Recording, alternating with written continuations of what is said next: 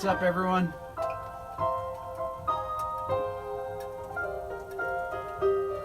I have Michelle moderating, so I can't see the comments now.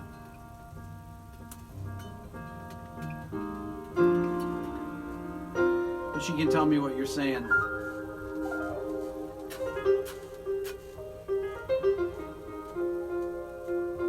You got some people there, Michelle? Yep. Hello, hello, hello. Hey, everybody. Hi, Michelle. Hi, Rick and Michelle.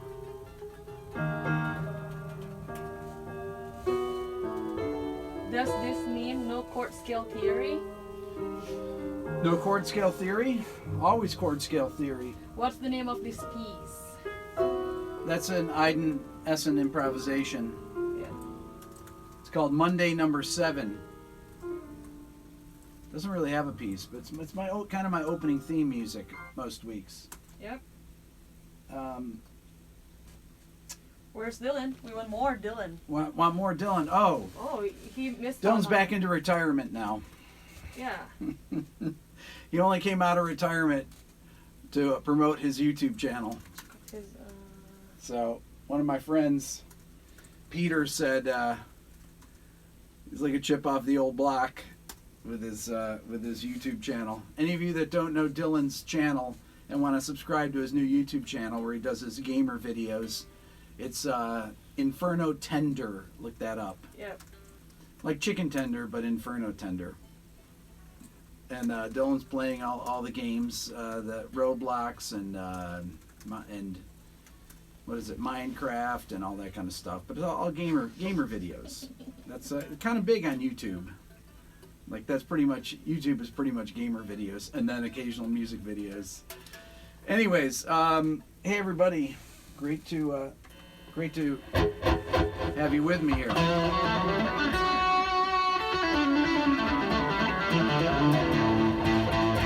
So I have a new toy here. Let me turn on my volume.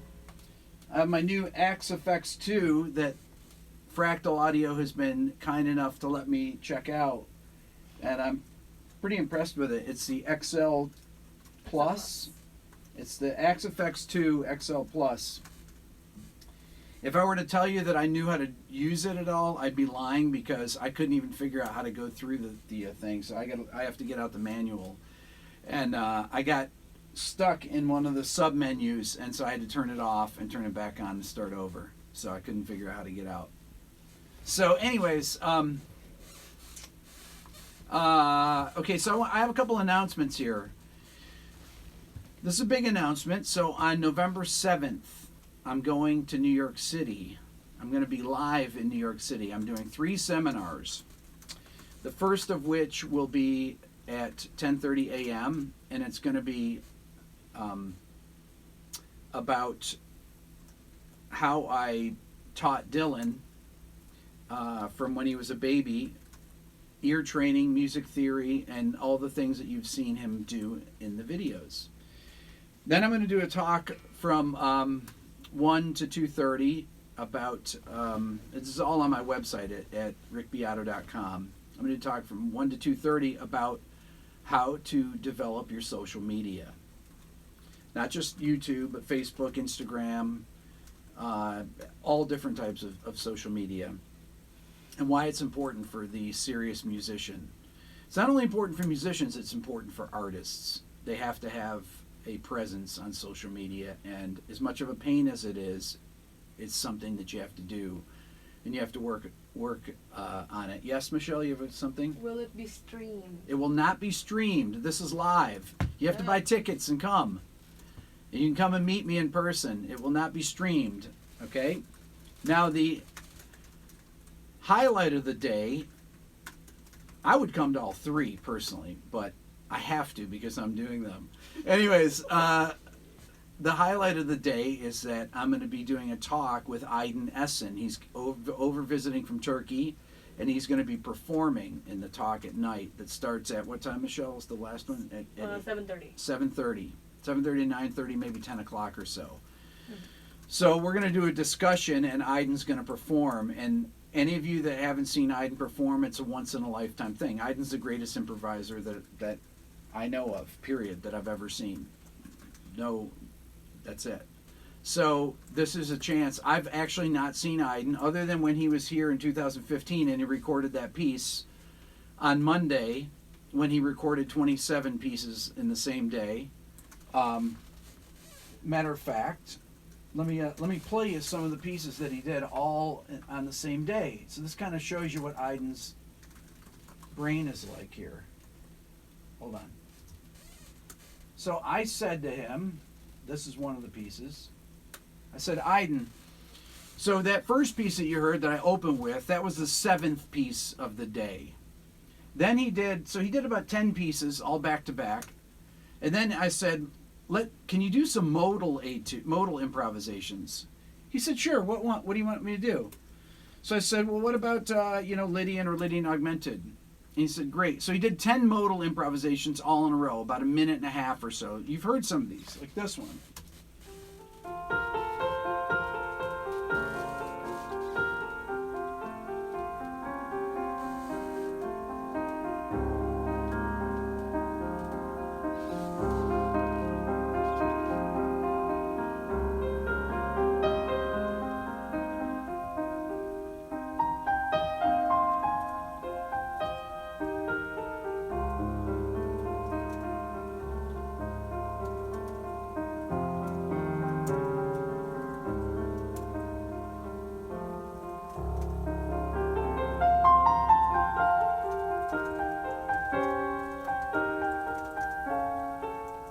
So he did that, then right after it, he played this one.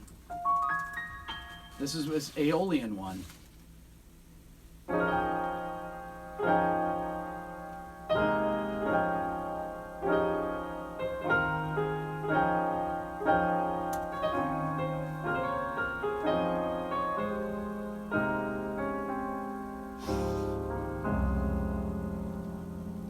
So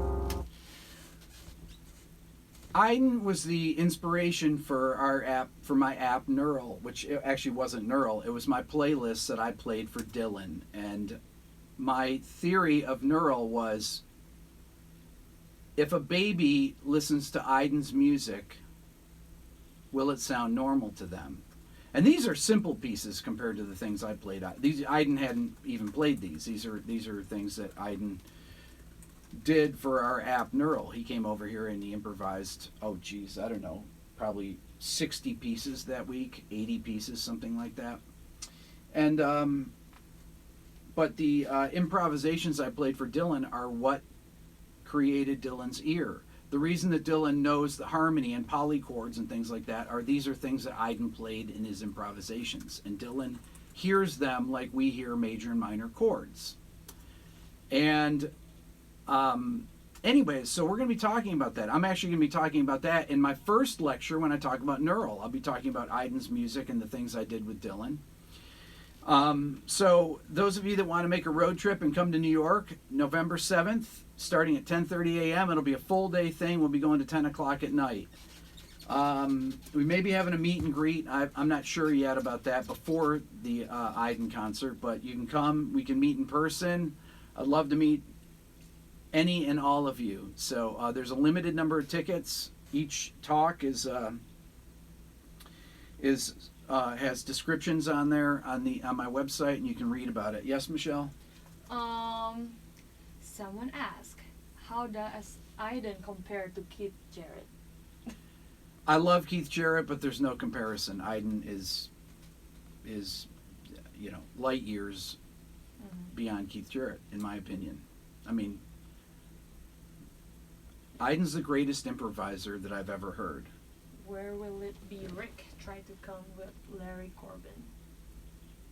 Where will it be? It's at, what is it called? The American Opera House? Yep. Is that what it's called, Michelle? Yep. It's on 7th Ave and between 20, it's right next to the Fashion Institute, right in Manhattan, in Chelsea, actually.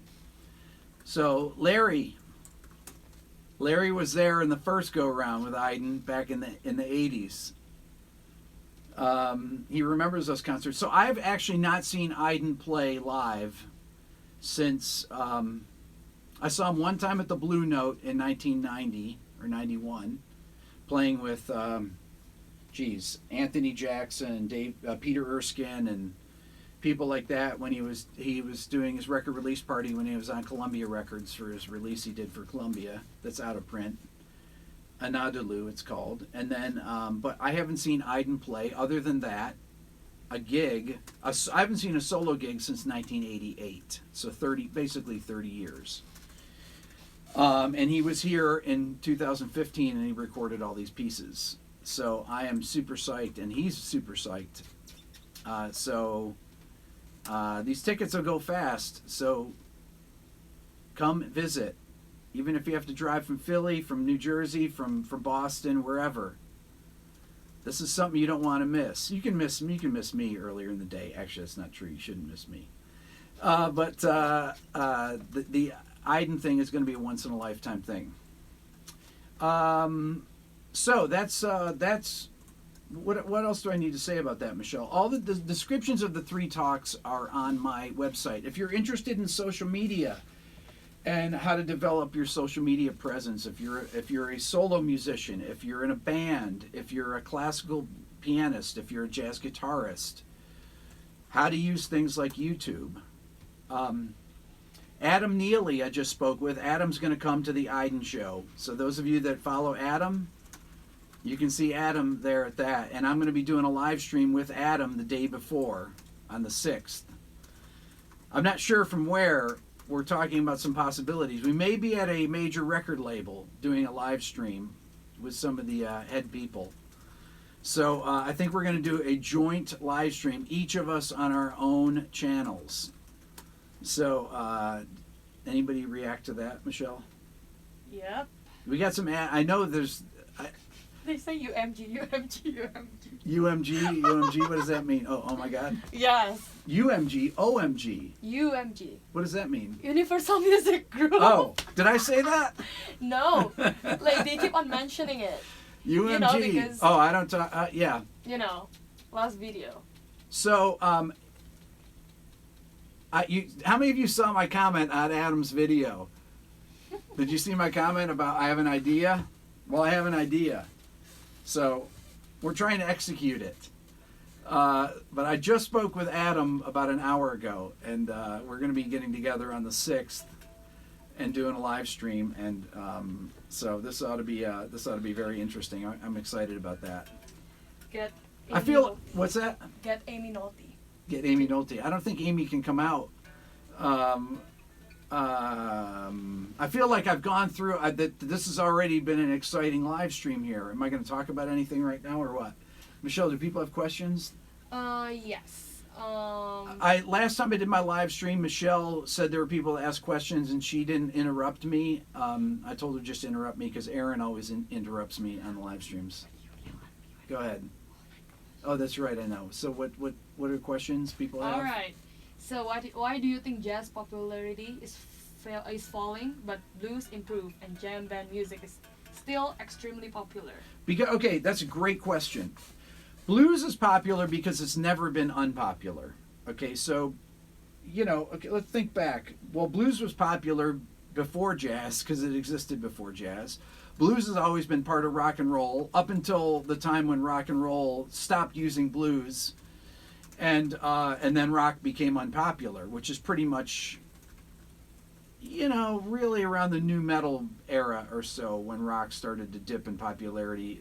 I mean, at the end of the nu metal era, in the with the occasional bands. I mean, there's massively big bands like Avenged Sevenfold and Mastodon and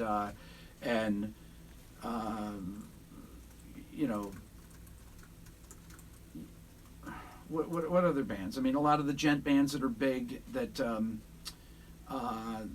But they're not as big as bands were, when you think of Alice in Chains or Soundgarden or Nirvana, things like that. I mean, those were Pearl Jam, these were worldwide bands.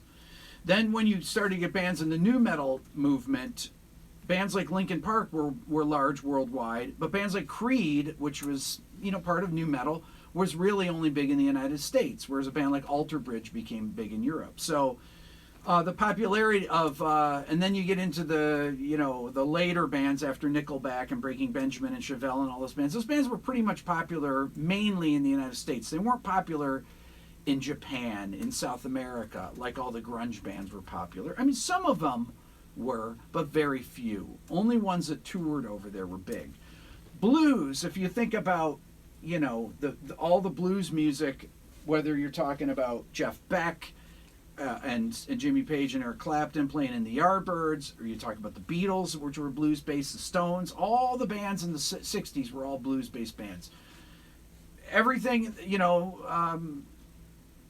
everything from Chuck Berry, all the beginnings of rock and roll were all blues-based.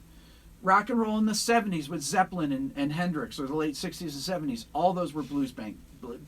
Pink Floyd. Then you get to the bands in the late 70s, whether it's Van Halen or the Police or U2 or whoever. All those bands had blues in their music. They had blues-inflected melodies. They had blues riffs. All through the 80s. Every 80s hair band virtually had blues in their music.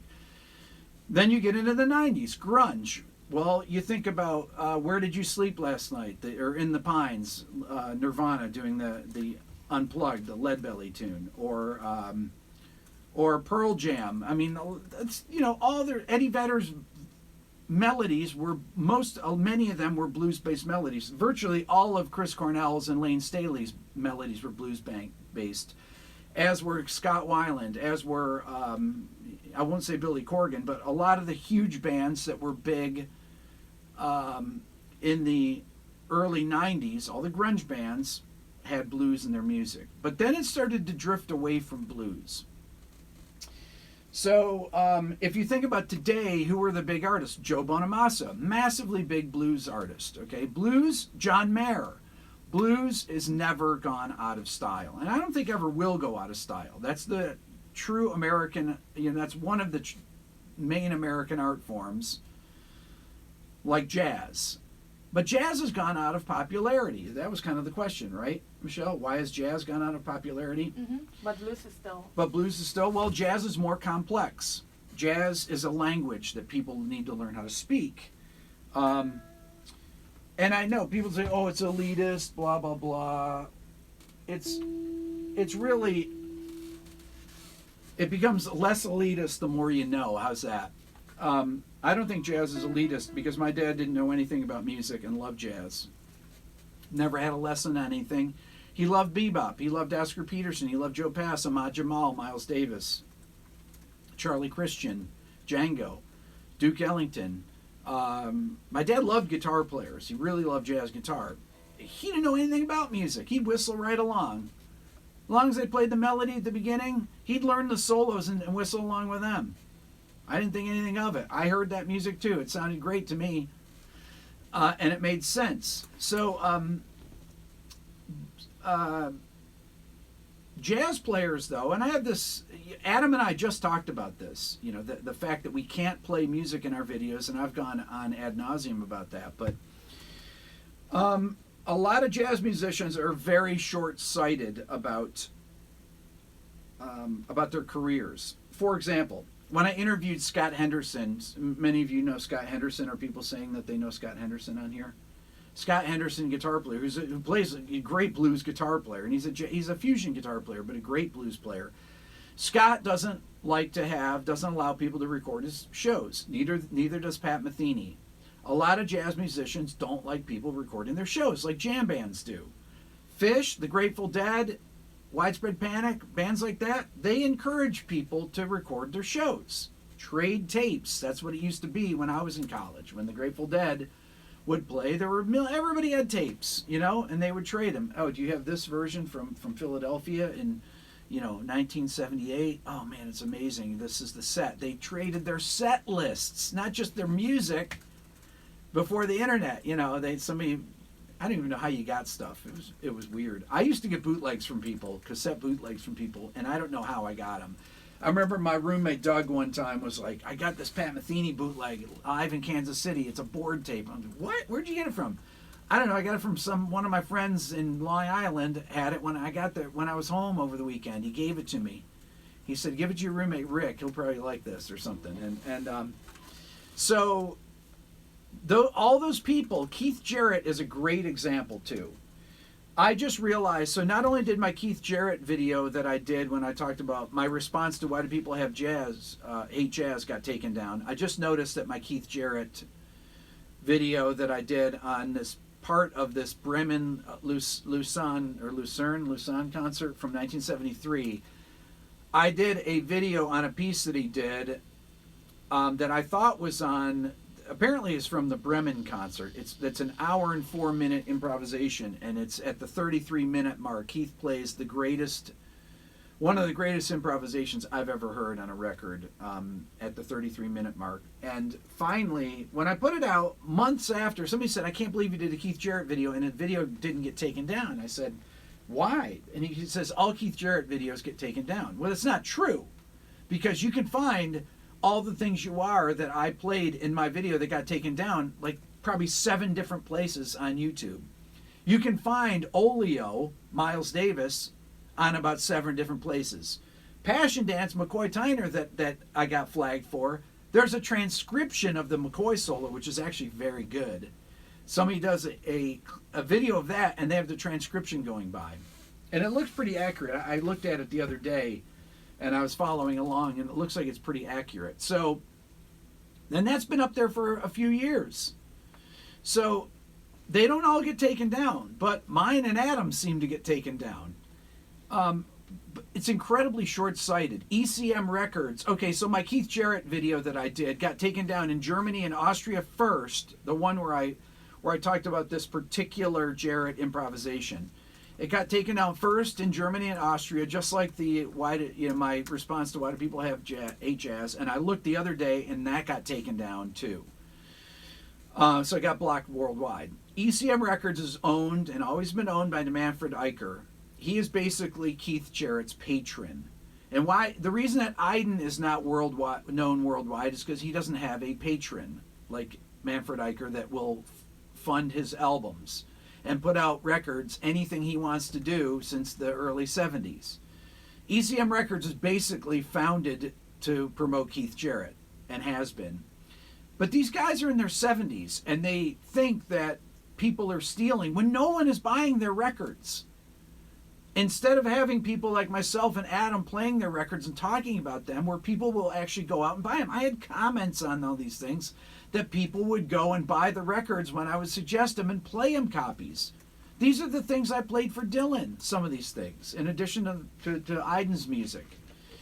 And it's really unbelievable that they are so short-sighted. It's not YouTube's problem. I would blame YouTube if it was. This is a thing where record labels hire third parties, because they don't want to deal with this. They hire companies that go around and scrub the internet of copywritten material.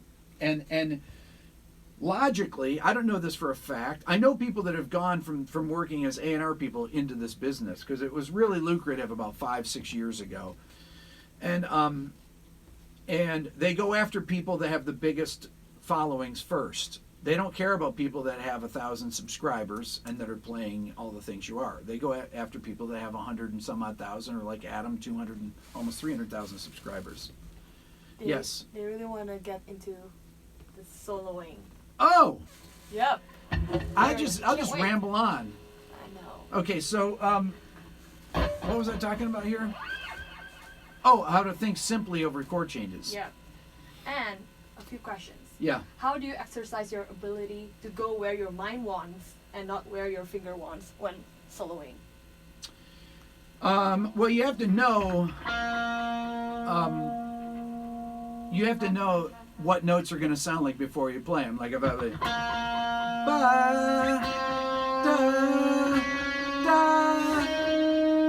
da. I mean, you have to know what the notes are going to sound like before you play them. That's one thing. So, that's, I mean, really, it's ear training. It's basically knowing what the notes are going to sound like before you play them. Now, somebody asked me about Pat Martino recently and talking about his approach. Pat Martino is a jazz guitar player, and he has a thing where he simplifies his approach to playing over chords. He always thinks, or many of the times he'll think in either out of the chord shape, Okay, so if I have an A major 7 chord, right? Well, you see this minor chord here. It's a C sharp minor. There's a C sharp minor chord right in the middle of an A major 7 chord. So, by thinking in C minor, that's one way to simplify your thinking. You just think out of a chord shape. Also, let's say you've got let's say you have a G7 or A7 chord, right? If you have an A7 chord, I can play this minor chord here. I'm playing an E minor over A. So if I play E minor, if I play an A7 chord, let's see here. Here's an A7 chord.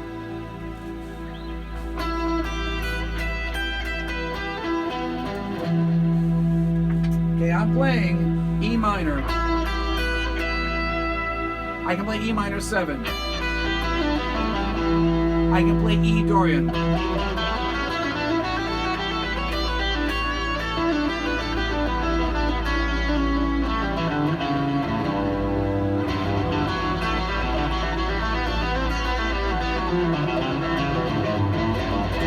So I'm thinking E minor right there, over this. They want you to use clean if it'll be easier to understand. Oh, clean? Yeah. I don't know how to make that clean, actually. There, is that clean? Is that better? I told you I don't know how to use the Axe effects yet, so I'll just turn it down. Is that better? Yes. I like this sound, but I don't know. Let me turn it up a little bit. So, I've got Less it. delay. What's that? Less delay. Oh, the delay I have on here. I didn't know how to get the delay on there, so let me see here. Maybe like turn it down a little bit. Man, I got everybody coaching me on my sound. I love it. So I'm thinking I'm going to do E Dorian.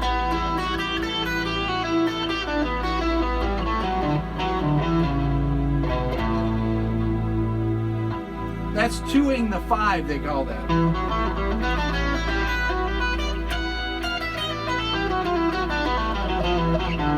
You can hear it sounds like E, but I put that C sharp in there, and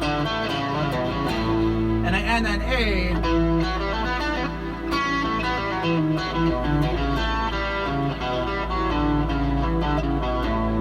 Right? Or I can simplify it further. What's wrong now, Michelle? Or I can think in what's wrong, Michelle? Someone said, tell him to try patch 12. And Michelle, sneak behind Rick and turn off the delay. I'm not turning off the delay. I don't want it to be bone dry. It's super dry in the control room here. I'll turn it down a little bit more. Yeah. Let's try 12. I don't know that patch. I don't want to go to it because I don't even know what patch this All is right. here. This is 71. What did they say? 12? Yeah. Let's see. This is hilarious, actually. Like, probably everybody watching here has an Axe effects. That sounds kind of weak. Let me turn it up. Okay, that's fine. I don't care.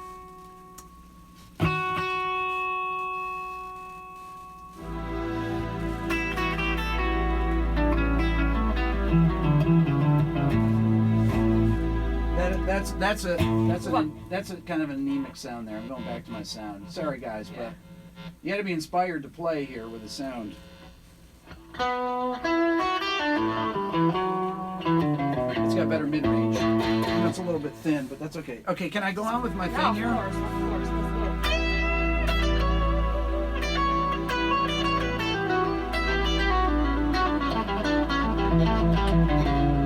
So I'm thinking really in E Dorian here, right? Even if I'm playing more complex lines.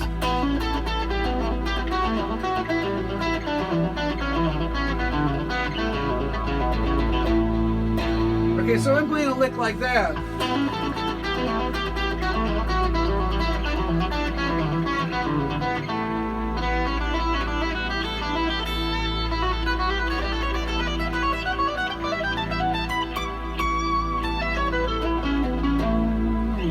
So I'm going back and forth between thinking in E Dorian and G major, basically, right? Because A Mixolydian is G major. That's how to simplify your thinking. And Pat Martino does this thing, twoing the five. He thinks a lot in minor chords. Well, he also does the same thing if he's playing over an altered chord, but it could be a different one. So let's say I play over, an A7 altered. When I say altered, I mean sharp 5, sharp 9, flat 5, whatever, any alteration. This is a sharp 9, sharp 5 chord. So you normally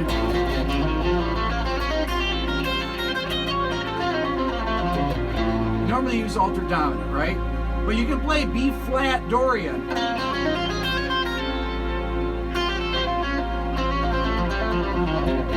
And I'm thinking B flat Dorian here.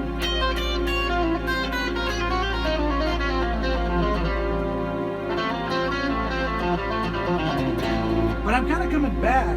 I'm thinking B flat Dorian, okay? And why am I thinking B flat Dorian? Okay, let's take a look at this. You got an A7 chord, and then if I put a B flat minor chord on the top of it, it gives me the third sharp 5 flat 9. Okay, so that is an altered chord right there. That's where the altered dominant.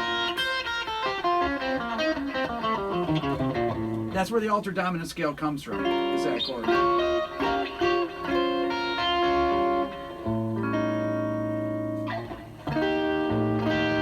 Right?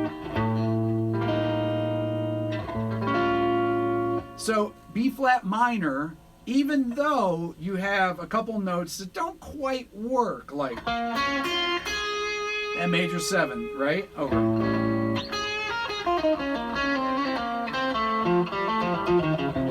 If you use the major 7th over it, like if you're thinking B flat minor major 7, okay, if I think B flat minor major 7, well, if I put an A in the bass, it becomes an A altered. So I'm thinking like a minor 2 or like a 2/5 in A flat major, essentially. B flat Dorian I'm playing over it.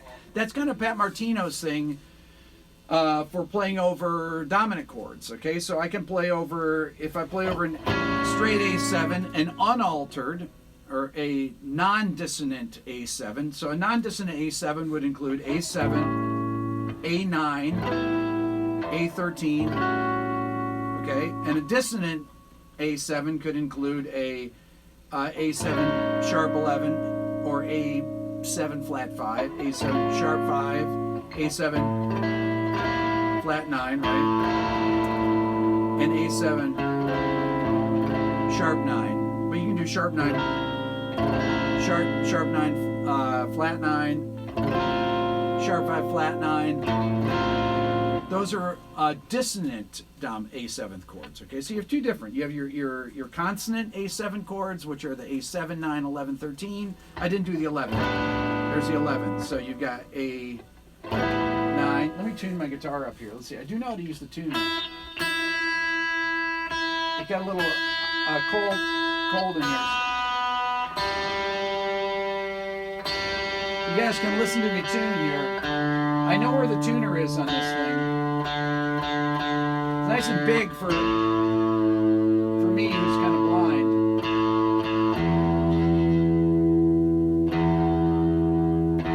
That's going to be much more enjoyable. Look at the tuner. It doesn't matter. I guess the tuner.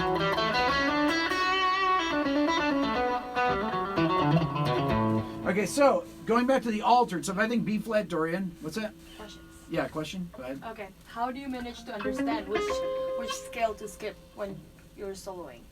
What do you mean? Which scale to skip? Like, So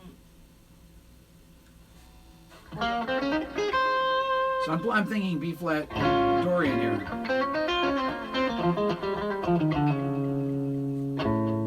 like, how do you manage to skip between modes? How do I manage to what? Skip between Between modes? Yeah. Oh. When you're, like, soloing. You just have to know you have to know where all the modes are. I mean, you got to know where they are all over the neck. Really, that's the one thing. So if you're doing let's say you're doing a 2/5 and you got a little bit of time on your 2 chord and your 5 chord. You're doing 2-5 in G, so you got E minor 7, right? To A7 altered to D major 7, right? On the E minor 7, you can think E Dorian, then A7. Now I'm thinking B flat minor 7 over this chord. So I'm thinking E Dorian to B flat Dorian. Okay? So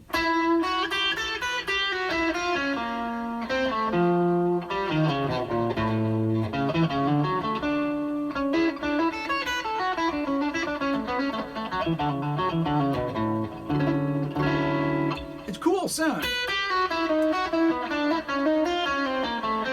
So there's my B flat minor 7 sound. Here's my E minor sound.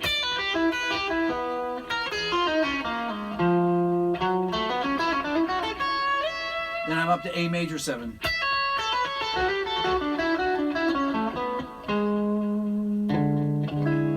Right? So.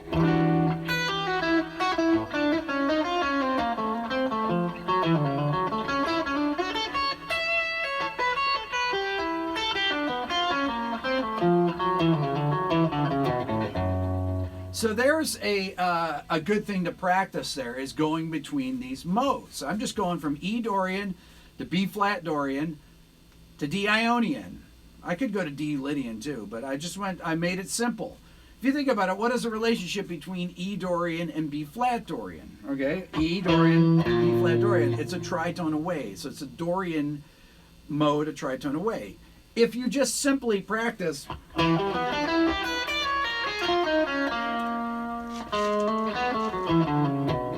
So I went up E minor 7 arpeggio. Come down B flat minor 7 arpeggio. What's that? You have to go? Okay.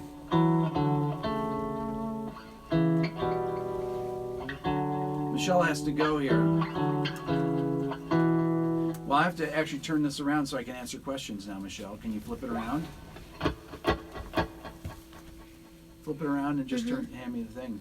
Yep.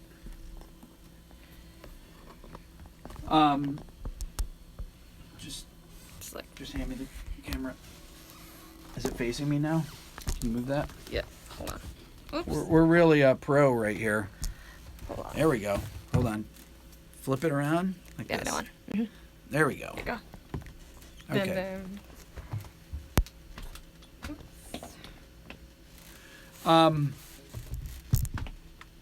Somebody said, what are my thoughts on something?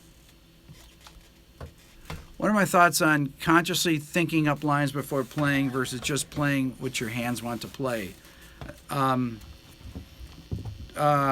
need to really... the more you practice, the more you're able to hear these different things. So, it's just practice. The more that you practice improvising, the better you get at improvising. Okay, I always like to say that. What did you just do there, Michelle? Did you just put something in there? We have some discounts. Oh yeah, I have what $10 off in the Beato book. And the PDF. And the PDF. Or the PDF. Or the PDF.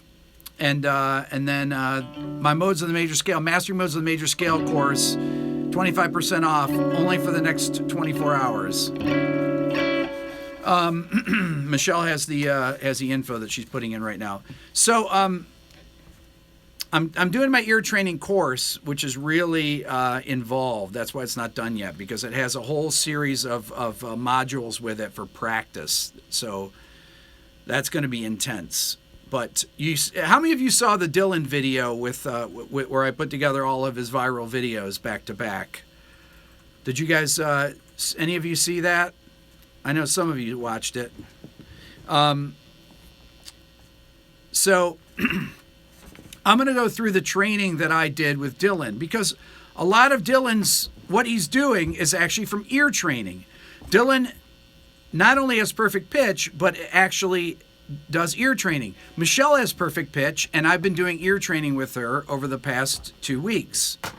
And her ear, tell him, Michelle, how much better your ear's gotten. Getting way better. Getting way better. So, Bye, everyone. see you, Michelle.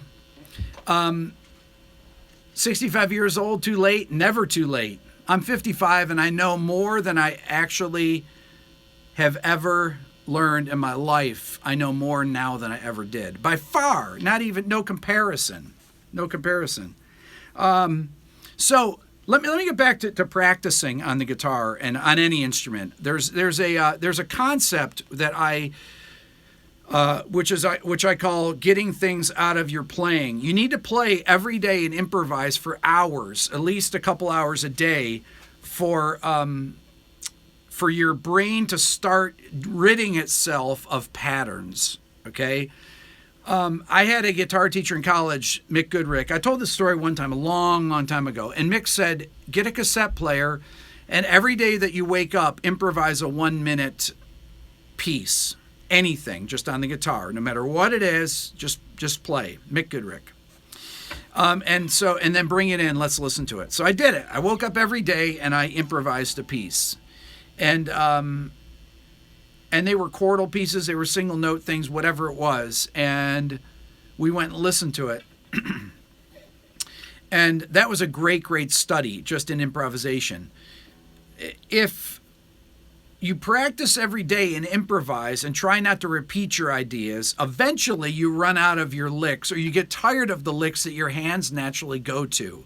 That's the thing on guitar and piano especially. When you're blowing through a horn, if you're a sax player, you don't fall into the same you don't usually fall into the same habits because you have to breathe to play. Not only do you have to breathe, but you're physically blowing air and creating the pitches yourself. Where in guitar and piano, you can become disconnected from the notes you're playing. If I play that note E, if I have distortion on it, and I put vibrato on it, then I'm starting to control the note more. If I try and do a little pick squeal on it, if I had more gain on it, that would really squeal. Then I'm controlling the sound even more because I'm controlling the tone of the note. So the idea is to control the notes that you're playing and breathe while you're playing. So you want to try and sing along, not necessarily out loud, but sing along with what you're playing so that your playing has a natural space to it. So that you actually play in sentences. I can't keep talking nonstop here without taking a breath. It's really eventually you have to take a breath. But if you're playing along and you're not breathing with your playing, then you're not really not making any statements. You're not actually playing any ideas because ideas and motifs rely on rhythm. Okay? So if you're doing a motif, so if I do a simple,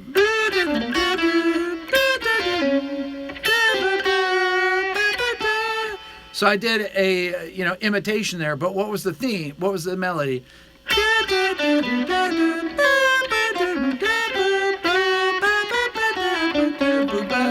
Whatever it is, So the motif is really dependent on the da da da da da.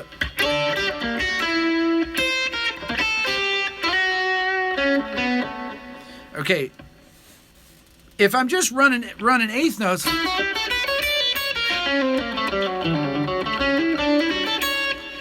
well, that's not really saying anything. It might be interesting if I'm playing, if I'm double timing over some. If I'm playing a double time line, okay, that might be interesting, but it's not really interesting like if I were to play over an A7 chord and play something more.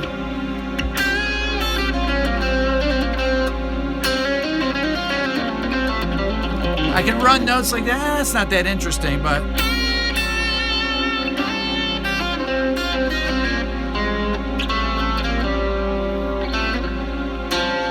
so if I'm thinking like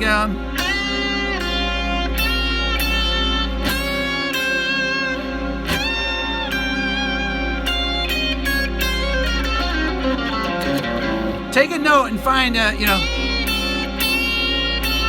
Find a good note that you're.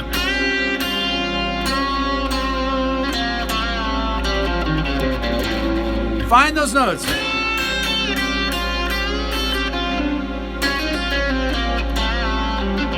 So I'm finding some really sweet.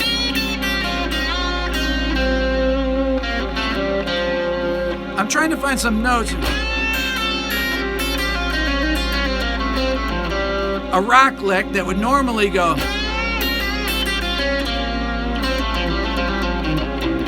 Oh yeah, pointed towards the guitar. Yeah. Okay. So what am I doing here?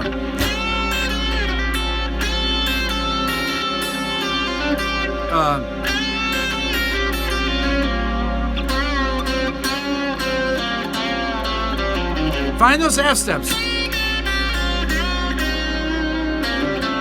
Right.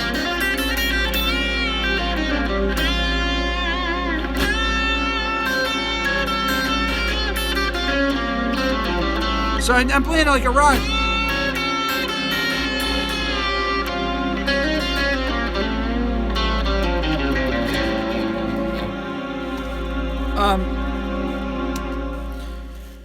Try and find those sweet notes there so that you can,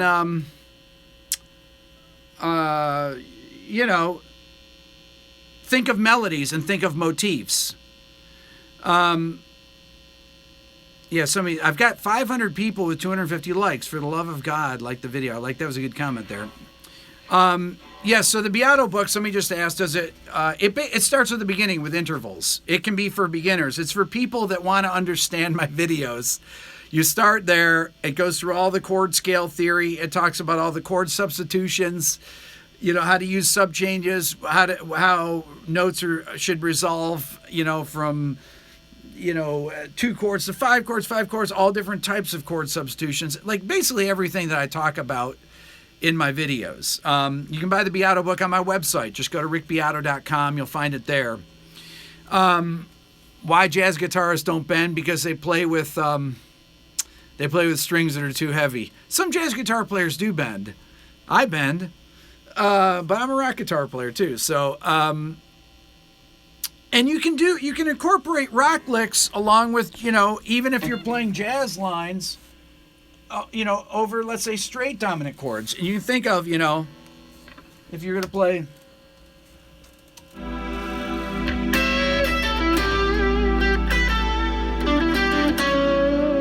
Something, you can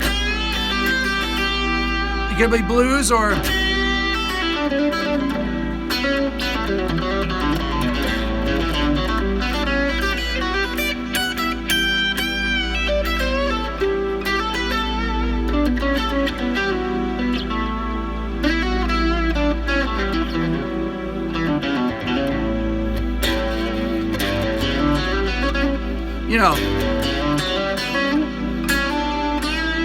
A little bit.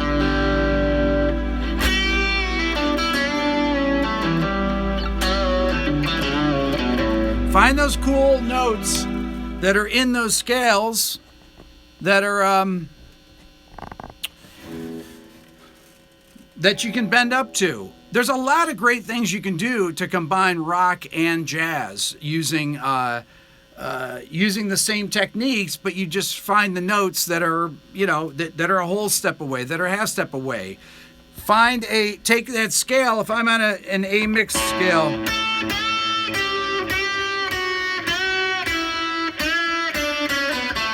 so I'm doing it right. Get that bend in tune.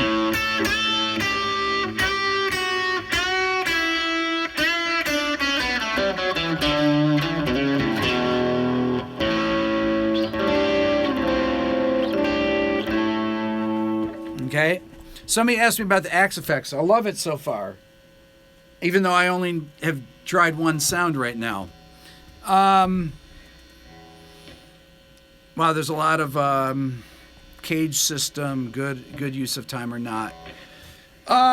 If you, it's interesting. The cage system is really just knowing, playing out of these chord shapes. Where's the coconut water? Somebody told me that is bad. Somebody said, coconut water is really bad for you. admit something here. I've been on a juice fast for 3 days. I've eaten no solid food in 3 days. And I am so hungry right now. My wife is doing it too. She convinced me, and she's like, she says, if you go off it, I said, I don't know if I can make it tonight. I said this last night after she fed the kids dinner. She says, if you go off it, I'm going to make fun of you and tell all my friends. like she's 25 or something. My wife's awesome. It's a master cleanse where you drink the lemon juice with cayenne pepper and maple syrup. What is it? Grade B maple syrup. So my wife gets up in the morning and makes all this stuff, and get the kids up. And so I'm drinking this stuff today. I'm thinking, oh brother, I can't get through another day of this. So do I have an album? Yes, I have an album. It's on my website too. Okay, so I'm going to say for the people that weren't here at the beginning, I have a master class live, 3 seminars that I'm doing live on November 7th in New York City. How many of you live near New York or are going to drive to New York to see me? The first master class is going to talk about ear training, what I did with Dylan. I'm going to go through step by step and talk about his development, how I taught him music theory when he was 5 years old, how I don't teach him any music theory at all, and I haven't taught Dylan anything in about 4 years, and I don't do ear training with him. The second talk is going to be how to use social media.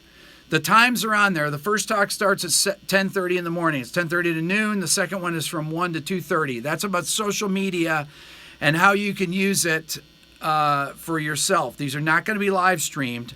And then the third is going to be a talk with Aydin Esen performing that you will not want to miss. And I said earlier on that I talked to Adam Neely. He and I are going to go live on the 6th from New York together, and he's going to come to the Aydin show as well. So if you want to meet us in person, come on down. There's limited tickets. It's a small venue. It's in Chelsea. It's right next to the it's called the American Opera House, but it's a small recital hall, and but all the information is on my website. So buy a ticket here. This is the first time I'm announcing it is today. Anyways, so what do I think about ear training apps? I'm developing the greatest ear training app of all time right now. That's what I think. So anyways, that's all for now. If you guys have questions or anything, leave them in the comments below. Leave comments below. If you have questions on the axe effects, don't ask me because I'm not an expert at it, but it does gent. Okay? For sure. If you're going to ask me, what is the new jazz? The new jazz is I'm not sure what the new jazz is. The new jazz is what we're doing on here, where we're talking about it. We're talking about the new jazz. But does it jazz? And you can gent on any kind of guitar if you tune it low enough. Just kidding. It's interesting because I have a lot of amplifiers here at my studio, and the thing about the axe effects is that you can play with high gain sounds, and the low end is really tight, and you don't. I'm going to do some A/B comparisons with the with my amplifiers. I have a bunch of high gain amps here and stuff. When is the ear training app coming out? If I had to guess, I'd say probably I'm hoping by Christmas. Aaron is working on the coding for the actual. So it's going to be videos where I explain the concepts and then modules where you actually practice the stuff. So it's really like a real ear training, it's like a real ear training course, and it's heavy. It's going to start out simply, and then it's going to get to polychords eventually. It's going to do, you're going to be able to sing those 12-note chords like Dylan does. Some of you will, depending on how much you practice. How much is it going to be? I'm not sure yet. But it's going to be, I'm pretty sure it's going to be, it's 13 videos. It's going to be like a 13-week course. It's pretty intense. Anyways, come to my gig. Meet me in person. That's all for now. Subscribe here. How many of you haven't subscribed to my channel? And why do I only have 368 likes on this video? I should have 500 likes. Who hasn't liked it right now? Like, and subscribe. Who is not a subscriber that's watching on here? 2,500 miles away? Get on a plane. I'm getting on a plane to go to New York. Fly there. Smash the button right now. It should be over 465 on likes right now. You guys are awesome. Appreciate it. Thank you for watching. Subscribe, and we'll see you later. And tell your friends about this, and share my videos on Reddit. Reddit is big. Reddit helps YouTube. Talk to you guys.